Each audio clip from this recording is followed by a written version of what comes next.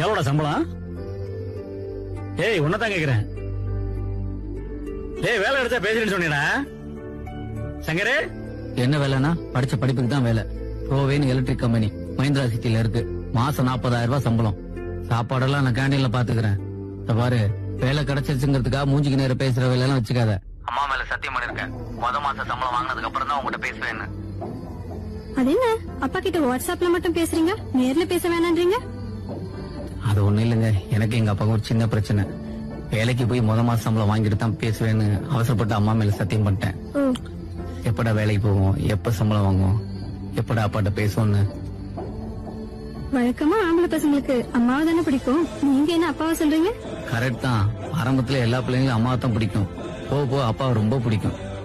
ஏன்னா அம்மா இடத்த நிரப்புறதுக்கு பொண்டாட்டி வந்துருவா, அப்பா இடத்த நிரப்புறதுக்கு அந்த ஆண்டவன் தாங்க வரணும். எனக்கு மட்டும் இல்லைங்க, எல்லா பிள்ளைங்களுக்கும் அவங்க அப்பா சாமி மாதிரி.